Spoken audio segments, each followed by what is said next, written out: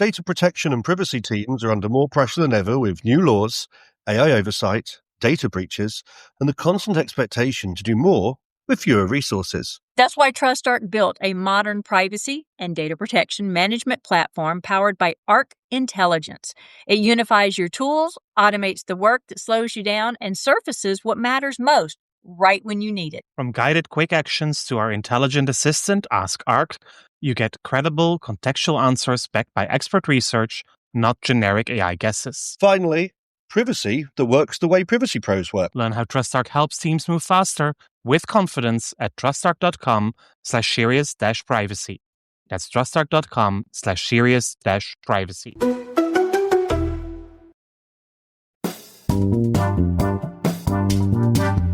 You're listening to Serious Privacy by TrustArc. Please welcome our hosts, Paul Breitbarth and Kay Royal. A ransomware attack on Colonial Pipeline, a hack of Tulsa's computer system, publication of internal documents from the DC police computer system, hackers gaining access to 10 years' worth of traveler data from Air India's information systems, and a massive attack on Ireland's health service executive. These are just a few headlines from the cybersecurity news for the past 2 weeks, and these are just the incidents that actually make the headlines. Ransomware, data breaches, and hacks are part of the daily lives of privacy and cybersecurity professionals. Our guest today has been dealing with these issues throughout his career. Dr. Eric Cole holds a master's degree in computer science from New York Institute of Technology and a doctorate from Pace University with a concentration in information security. He was a member of the Commission on Cybersecurity for the 44th President and is a member of several executive advisory boards and was also inducted into the 2014 Info Security Hall of Fame. His new book, Cyber Crisis: Protect Your Business from Real Threats in the Virtual World, has just been released and is a real page-turner, but hardly comforting. It leaves you with a feeling that danger is looming everywhere, but also gives tips, luckily, on what to do before and if something goes wrong. My name is Paul Breitbarth. And I'm Kay Royal, and welcome to Serious Privacy. So, I'm always excited about the episodes that we have, but I'm really thrilled to welcome Eric here to the show to talk about information security specifically, especially in light of some of the things we had. But first, the unexpected question. Are you ready? I am ready. Y'all can't see, but he's laughing, which is hilarious. So I had to laugh, and Paul and Eric saw when I found this question because I busted out laughing myself. What sound effect are you most like today? It's I tell you, truly unexpected. I was thinking it was at least technical based. So here we go. Boom, chicka chicka chicka boom. Boom, chicka chicka chicka boom. Yeah. Boom, chicka chicka chicka boom. All right. So I told you, be ready for an unexpected answer. Oh my gosh. All right, Paul, I expect full sound effects and acting while you do this. I think it will be a short one. You know, I have to say, I think that's kind of the sound effect I was thinking, because what I was thinking was that long, slow clown horde. If not, it would have to be evil laughter. Oh, that would have been a good one. But that's your Maleficent side showing. Yes, it is. There's a reason why that's complicated. All right, so with sound effects over, shall we start? Paul, I always give you the honor of the first question.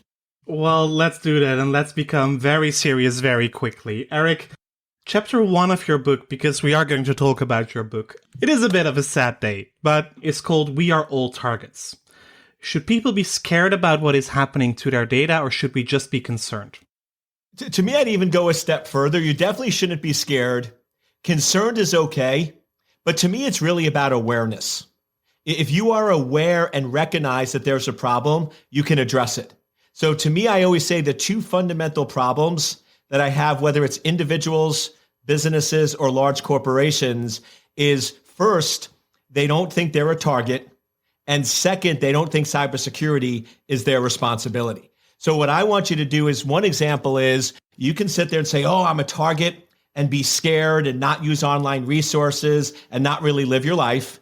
What I want is awareness. So now after you read the book, or hopefully after this show, you say, okay, I'm going to now go into my bank account and I'm going to turn on two-factor authentication. I'm going to go to my bank account and I'm now going to turn on account notification. So whenever anybody tries to use my account, I could get information. That's the level I want, because what I always try telling folks is cybersecurity is a solvable problem. And it's usually not that hard once you embrace and recognize you're a target and start taking action. I love it, especially the two-factor authentication. I've been a strong fan of that for a long time because that's one of the biggest things you can do. And I think it was on LinkedIn the other day that someone who's very savvy, professional, I don't recall if she's actually in privacy, but she is a lawyer, posted that her email got hacked because whoever the other person was put in two-factor authentication. So even when this professional found out that she'd been hacked and someone was using it, she couldn't reclaim her account or change the password because every time the two-factor authentication went to the other person. So you need to do it before someone else does it for you. And that's the problem. Exactly. Yeah, and it's funny you say that because today's cyber criminals are smart and they know what they're up against, and they're going to use cybersecurity against you. Yeah. I've seen cases where not only they turn on two-factor, but I've seen cases where they turn on notifications. So when you log in, they know about it so they can stay one step ahead of you. So you can either use it as an asset or a liability. It's your choice. So Eric, why did you actually write this book? It's called Cyber Crisis. That implies something is going seriously wrong. I mean, you look back at a long career on these issues. So I need to get a copy of that book. Just saying. Consider it done. I'll get you guys copies.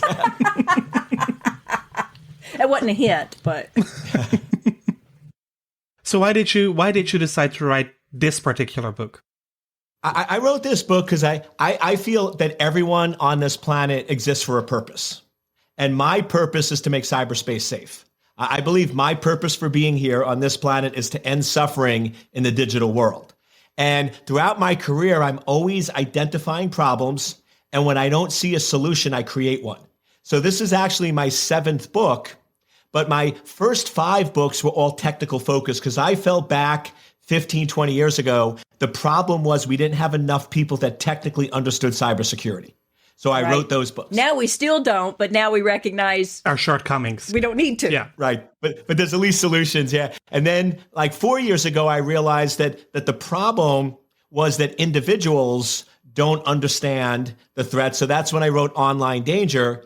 And then about 2 years ago, I started saying, wait a second. Companies are spending millions of dollars. They have hundreds of people on their cybersecurity team, and we're not only getting breached, but in simple, easy, basic ways. So I started researching, why is this the case? And I realized nobody speaks to executives in their language. Yeah. Most cybersecurity books are talked about in techie terms. Mm-hmm. And one of the phrases that came to mind is a phrase that I was raised with that's actually wrong, which is treat people the way you want to be treated. Well, guess what? The way I want to be treated is not how you want to be treated. Yeah. And the way an executive wants to talk is not how I want. So I adapted the phrase, treat people the way they want to be treated. Yeah. So I said, what do executives want? They want business terminology and language, explaining the problem with easy, actionable steps. So that's when I wrote Cyber Crisis, because I said in about the year 2021, and I kid you not, this is in the book, you can ask my publisher, I said, we're going to be in the midst of a cyber crisis. You're going to see infrastructure, I even said pipeline, potentially hacked, potentially compromised. And the problem is everybody's ignoring it. So I wrote Cyber Crisis to be a non-technical, easy reference for business and anybody that doesn't work in the field to not only explain the problem in English, but to give them actionable things they can do to protect and secure themselves, their family, and their companies. So how close are you to Colonial Pipeline? I close and not close. When Colonial hit, I'll give you a quick story and then some details. So my book comes out June 1st. And this month, we're getting ready for the launch. And I'm telling a lot of my friends, I'm like, you know something? It's been really quiet on cybersecurity. There's not a lot going on. I know there is, but not publicly. And I'm like, I wish there was a big breach. I wish there was something visible. And then Colonial, Friday night 2 weeks ago. Now, this tells you how much my friends think of me. I kid you not, I had at least 30 text messages on Saturday morning. They're like, dude, did you hack Colonial to promote your book? I'm like, yeah, I'm going to commit a major felony to sell my book. Now, to be honest with you, not a bad idea, but don't it? I know. But as an attorney, I have to recommend that we not publicize that very much. I love it. Yeah, but in terms of Colonial, I've been in the field. I wrote the regulations for the NRC, the Nuclear Regulatory Commission. I have a lot of clients in critical infrastructure. I know the space. I know the game really well. So I didn't have any inside information, but just on the data that was publicized, I've been essentially predicting everything that would happen and have been 100% accurate. So for example, when you shut down your pipeline, the only reason you will do that is if the attacker compromised your operational network. Mm-hmm. There is no other reason. So when Colonial shut down the pipeline and they started, well, it was our IT system and maybe we can't bill. I'm like, that is total BS. You would not do that. That is not true. Sure enough, turns out that was the case. Then when they announced on Monday that they were going to be up and operational by Friday of that week, I was one of the first ones to come out and even disagreed with major networks that said they paid the ransom. They are paying the ransom, and they're going to announce it Wednesday because it takes 48 hours to transfer over the Bitcoin. So you're going to hear this on Wednesday, but there's no possible way that you could be up and running by Friday unless you pay the ransom. Right. And everyone disagreed, and sure enough, Wednesday, they paid the ransom. The last piece that hasn't come out public yet, and I'll share with you and the viewers, is it will come out in the next few weeks that Colonial was compromised for at least 14 months. Because there's no way an adversary can get in the network, take it down, and cause you to pay $5 million in ransom unless you were in that network for a long time. So that's going to be the other piece that they basically failed to detect the attack for over a year. Do you expect they will do a public postmortem? I do not believe they will. I think they want this to go away, and they don't have to. And here's the interesting thing. Colonial is one of a very unique attack because this is the first attack that doesn't fall under any regulation. When you have attacks that go after PII and PHI, like you mentioned, hospitals and data stores, there's regulations that say you have to disclose and you have to explain what happened. In this case, because they just took over computers, there's no data store, there's no PII, there's no PHI. And unfortunately, pipeline is not regulated. It's one of the few critical infrastructures that's not regulated. So they have absolutely no requirement and no need to disclose what happened. And I don't think they will because other than in their SEC filings, if that's applicable to them. Right, exactly. But even those can be that they had an attack, but you don't have to explain why. So they do have to say, hey, we were compromised. But to me, the thing about Colonial and the reason why I don't think they'll do a postmortem is because it's not going to look good for them. Yeah, I can tell you what happened. I think we all can, but yeah, I actually like the fact that organizations take the responsibility to do it publicly. And let me give you an example. 2 days before Christmas 2019, my university, Maastricht University here in the Netherlands, was hit by a ransomware attack. The whole university network went down, the whole research network went down, but also all the backups were compromised. And it took them the whole of Christmas and New Year's Eve and the Christmas holidays to find out what the damage was, but also to get rid of it. They paid the ransom as well, but they did a public postmortem. Also there, it was clear that the attackers were in the network for many months before. So I tend to agree with the 14 months that is what happened, because others can learn from this public postmortem on what went wrong, but also what to look out for in protecting their own networks.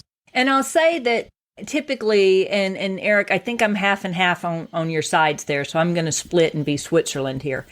Ha, that's hilarious. But, public postmortems are usually to be able to keep that public trust, to put it out there, to lay yourself out there, to say, this is what happened, but we're here for you, all that good stuff. And public trust usually only comes into play when public data, personal data has been compromised. So I do agree with you, Eric, in the fact that okay, they're probably not going to do it because there's no personal data. There's no reason for that public trust because their personal data wasn't harping. But on the other side, Paul just said something that was very critical in the fact that people can learn from it. Other companies can learn from it. Maybe they don't need the public trust, but companies could learn from what happened. So maybe even in your circles that there may be deeper conversations about it, even if not public, but internal to expert circles to where people can kind of learn, unless you're about to tell me that, oh, okay, seriously, the experts know what happened. We don't need a postmortem. So two things with that. One is, the other question is, if they do a postmortem, will it be the truth? Because so far, a lot of the information that came out, truth has not been their tool of choice, right? They immediately went in and said that pipeline. I mean, that there was the IT network, that we had control of it, that we were fine. I mean, it just seemed like everything that came out was more of a covering up. But just real quick in 10 seconds, what happened is the operational computers that run the pipeline, those by design are out of date. They're meant to be for uptime availability. So these are older systems, haven't been patched. In 2018, for automation, they started connecting these systems to the internet. And then because of COVID for work at home, they increased it. So essentially, you had computers with known vulnerabilities, missing patches for 3 years, directly connected to the pipeline, connected to the internet. And that's how the attacker got in. Easy peasy. If I was in that shoes, I'm either not going public or I'm lying too. So yeah, I don't know if they do a postmortem, whether it will actually help, because I don't think it will be the whole truth and nothing but the truth. And as you say, there's nothing driving them to be truthful. Exactly. Oh, wow. That just kind of wipes the wind out of privacy people, doesn't it, Paul? Well, we're all about transparency and, opening up here. I know. We'll get to the privacy principles later on in the conversation, but this actually matches one of the other quotes in your book, where you say in cyberspace it's anarchy, and in anarchy you need to protect yourself. But does it need to be anarchy, or can we still regulate all of this? Should we regulate all of this? I'm not a big fan of regulation until we get to a breaking point. Until we get to a breaking point. So to me, Colonial is the Enron moment in cybersecurity. If you remember Enron, that was the moment when they started to regulate publicly traded companies. I believe that this attack was visible enough. It impacted enough Americans who couldn't get gas, who couldn't go on vacation, that this will force regulation in order to start protecting it. And regulation works. The NRC, the Nuclear Regulatory Commission, has regulations for nuclear reactors. You know how many cyber attacks there have been? 0. So by putting the measures in place does work. That we know of. Sorry. And Arizona thanks them. 0 that we know of, or can we actually independently confirm there have been 0 attacks? Well, this is one of those cases where I can't confirm or deny, but if you know my background to know what I've done with the NRC, I think you could read between the lines on that one. Very clear. So it is time for a bit of regulation, if I understand you correctly. Should that be US federal regulation, or should we go beyond that and strive towards more of some sort of international system where organizations are treated along the same lines around the world when dealing with these cybersecurity incidents? In a perfect world, absolutely, we need international regulation. In the internet, everything's interconnected. It doesn't matter where you live or where you're from. It's just as easy to launch an attack a mile away or 1,000 miles away. However, I do not think we're ready for that. And I think that will take way too long. So I believe the first step is there needs to be a federal regulation in place to regulate the U.S. And then just like the UN or other entities, how they manage nuclear weapons around the world, I think we need to have that with cybersecurity, where if you have certain countries that are launching more cyber attacks or have disregard for other countries, that there's a regulation that's done at an international level. I agree. In Europe, we do have some more notification obligations, I would say. Also here, critical infrastructure is still not protected perfectly. Far from it, I'm confident to say, but more legislation should be in the works. But it is something to look out for, because it is critical infrastructure for a reason. You are probably aware that a large part of the Netherlands is below sea level, and that the only reason that we can still live here is because we have these big dikes and all the waterworks that keep out the sea from flooding into the country. And a few years ago, it was discovered that all the machinery that protects us was not very secure and that hackers could have gained access to that. The same with our power plants, that also they were protected with some sort of standard password that everybody could guess. So raising awareness seems to be the first step into making all of our worlds more safe. Absolutely. And to me, the world has changed because prior to the onspread of ransomware, if somebody is going to go in and hack the dikes in the Netherlands or infrastructure, unless you're just an evil person, right? And you just want to cause loss of life, there's really no benefit or value of why somebody would do that. So other than really like cyber war, that's not a possibility. But now with ransomware, we're seeing that these companies like DarkSide and other have commercialized cyber criminal activity. Now it's a business, and now you could see them going after that infrastructure in the Netherlands and saying, hey, just like they did their public release, we don't want to hurt anybody. We don't want to cause harm, but we found a vulnerability and we deserve to be paid for it. And we are going to be paid for it. So now you're seeing this new threat that all these vulnerabilities now can represent significant amount of revenue for these companies. Their products are cyber criminal activity. Are they more dangerous than state actors? Ooh. That's a great question. So Yes, it is. So in terms of potential danger, yes.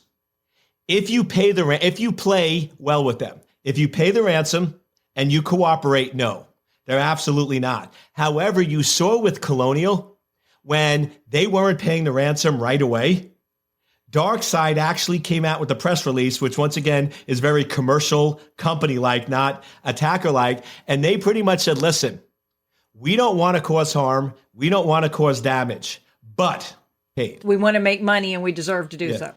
Right. And we will get paid, which means if they didn't get paid, they were pretty much threatening that they could go in and start fires, explosions, loss of life. So I think if we play along and we pay the ransom, that they can be controlled. But as soon as you get someone where the ransom is too high or a country won't pay the ransom, all of a sudden that's when they can get very dangerous very quick. Yeah, and the FBI typically recommends that companies not pay the ransom, as if they think companies are going to follow that. But it's interesting that that's what they recommend. But then it makes you think about kidnappings in South America. It's nothing personal. It's just a way of doing business. You kidnap, you pay the ransom, you get your person back. You're all done. But it's scary. It's really terrifying when you think, and I mean, for a long time, I've always said that's why the good guys chase the bad guys, is because the bad guys are ahead of us. Yeah, that's very well said. And even I'm sorry, but it's simple and it's true. Yeah. Yeah. No, and it's funny because even recently, the FBI is starting to change their recommendations where they're saying in a perfect ideal world, you should protect against ransomware. You should protect against it. But the unfortunate part is if your company is vulnerable enough to get hit with ransomware and they control your information and data, I hate to say this, I don't like this answer, but the truth is your only option is to pay the ransom. That there really isn't any other option. Every single case around the world where companies didn't pay the ransom, it never ended well for them. It ended up being a lot worse, a lot more money, and a lot more devastating. So the unfortunate reality today is you pay the ransom. And as you said, Kay, you get your data back. I mean, these are reliable cyber criminals. They have a reputation for quality. If you pay the ransom and you don't... As long as you're dealing with a reputable criminal. I mean, if you're not dealing with a reputable criminal, then... An ethical criminal. An ethical criminal. I mean, that's the thing. You got to make sure that you're dealing with an ethical one. And how do you do your background search on your criminal when you're contacted? How do you know they're not just using another ethical criminal's name? And I can't believe these words are coming out of my mouth and I actually mean them. How do you know that the ones you're dealing with are ethical, or are they using an ethical one's name if they're not ethical? It comes down... There's a circle there. It comes down to do your market research. Okay. But before you go in and go to a restaurant, most people are going to see, are other people at the restaurant? Are other people going there? If a restaurant closes down because of food poisoning, you're probably not going to go there. So it's you do your market research. And for example, DarkSide is a very well-known and once again, in the bizarreness of this conversation, an ethical criminal group, that they are known for recovering their data. DarkSide has even been known that if you can't recover your data, they'll give you your money back. So, well, and here's the thing. I guess if someone was to appropriate their name and use it incorrectly, they would probably go after the ones using their name inappropriately. And so I guess there would be repercussions. So I don't know if you know any of these ethical criminals or not, or if any of them actually listen to us. But if you do, please come on the show. I have a ton of questions to ask you. We'll keep you anonymous. That's fine. We won't even take pictures of you on the recording. I mean, and I don't publish them anyway because I'm lazy. But, we won't even take pictures. You don't have to share your face. You probably know how to protect yourself from being found. So, We joke about this, but I mean it seriously. Paul knows. Wouldn't it be a matter of time before we get a Gardner or a Forrester kind report of the ethical criminals? Ooh, Gartner, are you listening? Yeah, the magic quadrant of ransomware of ethical criminals. Yes. Oh God, y'all are cracking me up. Leaderboard for criminals. Yeah, it bizarre as it sounds. On the other hand, it might actually, in the longer run, be somewhat beneficial to some companies as well. And clearly, it's a business model. And I can tell you this. I can't tell you which ones, but we've actually built out a ransomware playbook with an ethical rating of ransomware companies for cyber insurance companies, because this is something they struggle with. A cyber insurance company the worst thing they could do is pay the ransom and still not get the data back for their client, because then they're out double the funds. So they're really focused a lot. And I've done work for several insurance companies where we help them determine, okay, with probability modeling, should you pay this ransom or not based on the ethical rating of the cyber criminal group? So how does a hacker actually set to work? From what I've read in your book, you were challenged yourself. If you want to secure the network, then go find out where the vulnerabilities are, when you were still in your early CIA days. And you became an internal hacker, an ethical internal hacker, I would say. Let's classify that. Yes, he's on the good side of criminality. But how do you start? How do you start finding vulnerabilities in your network? Today, the good news is that the way attackers are breaking into systems over the last 3 years is very fundamental. It's very predictable. And it is easy to fix. It's just that companies are ignoring it. So I'll do it real quick. 4 ways to break into an organization: servers, clients, third party, individuals. Servers, 2 rules. Any system that's accessible from the internet must be fully patched. Second rule: any system that's accessible from the internet must never contain critical data. You do those 2 things, and guess what? None of the attacks over the last 3 years would have happened. On individuals, phishing. The 2 most dangerous apps on the planet are email and web surfing. Instead of doing awareness, telling people don't do it, which they always will, split the difference. I have one computer that's a Windows computer that I do all my work and all my report writing. I don't surf the web or check email. I prefer iPads. Use any tablet you want. Check the email and surf the web from a separate, isolated device. So now there's no data and minimal chance of compromise. Third-party risk, like SolarWinds. Simple rule: all connections coming into your network must go through a firewall. Isolate and segment out your network, filter out and limit what's coming in, and then outbound detection. Look and monitor the outbound traffic. And then the last one is individuals like Aldrich Ames, Robert Hansen. That one's simple: least privilege. Only give people the access they absolutely need to do their job and nothing else. You do those things and you'll be in that upper tier. Not saying you won't ever be compromised, but probability is going to drop significantly. Those are the vectors that are the playbook of the adversary. And what frustrates me is nobody's fixing them. So has this deteriorated over the past year with everybody working from home using their own devices? Oh, I bet it has. Absolutely. One of my favorite questions that I love asking companies when I work with them is, how many new offices did you open in 2020? Thousands, hundreds of thousands. And everybody says 0. Yeah, of a bank. And that's what he said. It goes, Eric, it's negative. We not only didn't open up any new offices, we closed and we shut down, we minimized. And I said, okay, how many people are now working from home that weren't previously? And he looks at his data and he says 11,000. I said, so the correct answer is you opened up 11,000 offices in 2020. And it's like, wait for it. Right? It's like, oh, I did. Right. And the only difference is when we normally open up an office, we put in infrastructure, we do site survey, we put security, we do monitoring. In 2020, when we opened up 11,000 offices, overnight, said, do whatever you want. Right? You have a network that was probably built by a 12 or 14-year-old whose primary purpose with the passwords available online to either do TikToks or play video games. You probably have outdated systems, and I mean, it's just a disaster. So to me, yeah, COVID just sort of exploited us even more. And then we were so worried about COVID, cybersecurity didn't seem like that bad a threat.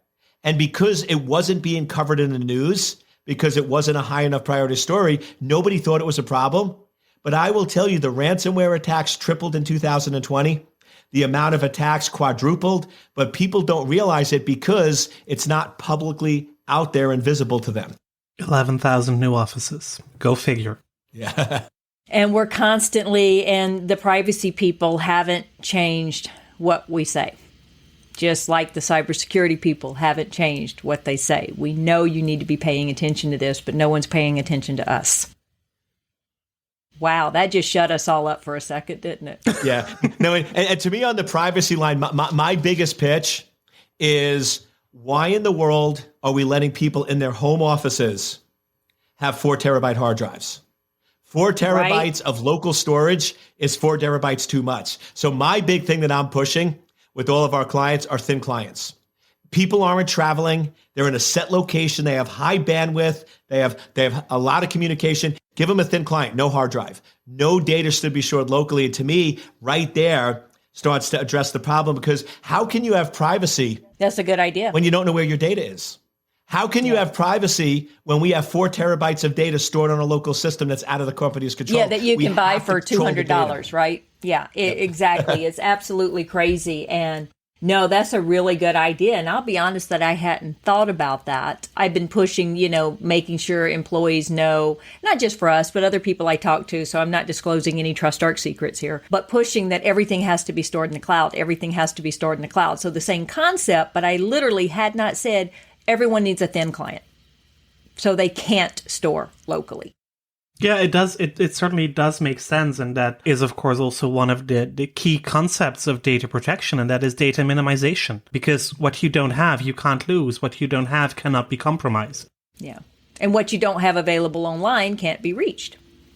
So using that separate device, I might actually start inculcating that idea myself.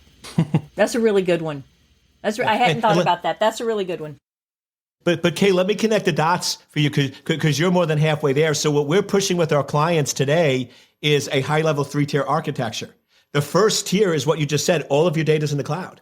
All of your data needs to be in public, private, hybrid clouds, controlled and managed. Then you have a middle tier that does all the authentication, account monitoring, and management. And then the third piece is thin clients. So to me, those are the 3 pieces of the new architecture of location agnostic, being able to work anywhere, any place, anytime. Right. You're right. You're absolutely right. What other overlap do you see between privacy and cybersecurity? To me, and it's funny when I first say this, you guys might cringe, but to me, they're just looking at different parts of the elephant. I mean, to me, how can you do cybersecurity if you don't include data privacy? And how can you do data privacy if you don't include cybersecurity? Now, yes. Now, why would we get upset for you for saying that? That's exactly what we say. I mean, you're preaching to the choir. Okay, no, because some data privacy people are like, no, we're different and special. Don't put us in the category of cyber. And I'm like, but it's the same thing. No. If you have a true privacy person, and yes, I may piss off a lot of our listeners right now, but true privacy people that understand the field understand that this isn't even just 2 sides of the same coin. They have to be together or neither one will work. No. That's basically it. There should be no difference between privacy and security. I mean, there's a difference, but you know what I mean. Yes. They're together. It's a Venn diagram with a huge amount of overlap. Yeah. And I'll give it so far. I think why we have so many problems today in cybersecurity where companies are spending so much money, have so many resources, and still are getting breached is because they ignore data privacy. Yeah. They ignored the critical data. Because to me, what is the difference between a major breach and a minor breach? Personal data. It's the data that was compromised. If you break into my network and you compromise servers, but you don't get data, you don't get critical information, you don't get critical business processes, who cares? It's only when the data and critical processes start getting exploited that things start getting really bad really quick. You mean something like Yahoo, where 3 billion records were compromised, or something like the Marriott data breach, where hundreds of millions of records were breached?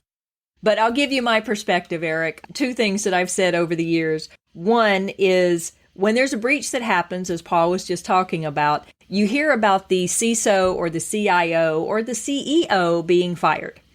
You don't hear about the chief privacy officer being fired. And do you know why? Why? It's because they never listened to us. If they had listened to us, they would probably not have had that level of a breach. No one ever listens to us. The other is, I don't remember the other one right now, but I'll come out with it later. But yeah, the other thing I generally just say is that, that's what it is the other one is when you look at the laws are typically around privacy, not security. And you can have security all day long. And we all know no security is infallible. So when your security does get broken, and it will, what's going to get you in trouble? The fact that you didn't follow privacy.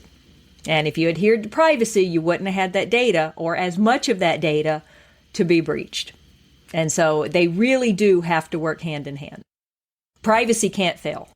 No, that's true. My last question. If you are sitting in front of a CEO and have a conversation about security with them, and they ask you, so if I speak next to my security team, what questions should I ask them? There you go. What should those questions be? The question should be real simple. The CEO should look at them and say, listen, I want to meet with you once a month, and I don't want 30-page slides. I don't want details. I don't want what's important to you. I want one chart with 4 pieces of information. Yeah. I want to know what could happen. I want to know what would be the cost if it happened. What is the likelihood of it happening? And how much you need to fix it. That's all I want to know. I don't care about everything else. The technical stuff is your problem, not mine. And I hired you for that. I want you to be able to speak business to me. Yeah. And here's one of my favorite questions with CEOs. I go in and say, okay, what are your top 3 or 4 concerns for your business? And depending on the business, it's always going to be financial, to make sure they're financially viable, to make sure they don't have major lawsuits or exposures. And security is going to be up there, whether it's 1, 2, 3, but those are going to be your top 3 things. So I say, great. Yeah, privacy never is. And privacy never is. But then here's the real fascinating part. I say, okay, how often do you meet with your CFO? At least weekly. Every day. Because you said finance is one of the top 3. Oh, Eric, it's probably a daily basis. Like we're always talking. They sit right next to us. I'm always asking them questions. I don't go more than a week without talking to them. And I say, okay, how often do you talk with your chief legal counsel? Oh, we have a morning meeting every time at 8:00 where we just go over what the exposures are for the organizations. I can't go 24 hours without talking to them.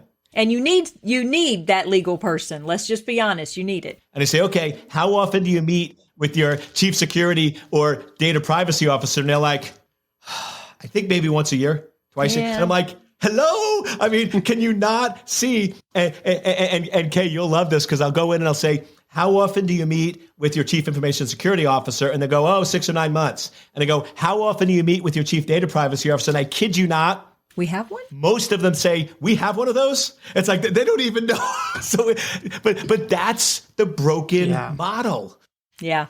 Well, it is. a lot of good tips here. And let me ask you, because I know Paul's probably going to give me the time a signature here. Yeah, I know. But, okay, here is the controversial question, Eric. Not the unexpected one, but the controversial one. Should privacy report to security? No. Thank you. And you know what kind of podcast you're on, right? Serious Privacy. You knew the answer to that one. I had to think, but here's why I said no. Because they're checks and balances. Yeah. It's the same issue when you had security reporting to the CIO, you had a conflict, you didn't have it. They are looking at the same thing, but different perspective, and the executives need those perspectives. So if you put your privacy officer under the CISO, all they're going to get is the CISO's interpretation of it, and you need both. You need to understand both perspectives. Now, to me, they are equal but different. They are. So they should be equal. One shouldn't be above, and ideally in a perfect world, when it's really working well, those two should meet first, come up with a unified, and they should be briefing together to the executive. So they shouldn't be briefing separately. They should do a joint presentation, and only when there's disagreement should the executives have to step in. Oh, I love that, because I've advocated for years that you have to be connected at the hip, information security, privacy, and internal audit. You have to be in alignment with each other. But this is one of the premises that the GDPR creates, is that the DPO should be independent. And a lot of people made their security officer the DPO, or the DPO reporting to the CISO. And that's a conflict. Broken model. As also confirmed by the European Data Protection Board. Yeah, and that's a conflict, and it's not something that should happen. But the thing is, as you say, it's not a competition. It should be an alliance. And on that note, we'll wrap up another episode of Serious Privacy. Eric Cole's book, Cyber Crisis, Protecting Your Business from Real Threats in the Virtual World, is available to order right now, and I recommend that you read it. Yes! Buy one for your CEO. Absolutely. It is very, very enjoyable, but you also learn a lot. So thank you all for listening to another episode of Serious Privacy. If you like our series, please do tell your friends and colleagues about us and rate and review our episodes in your favorite podcast app. And should you have any questions or suggestions, and especially if you would like to be a guest, please reach out to us via seriousprivacy@trustarc.com. You'll find us on Twitter at @podcastprivacy. You'll find Kay on Twitter as Heart of Privacy, and myself as EuroPolB. Until next week, goodbye. Bye, y'all. That was Serious Privacy.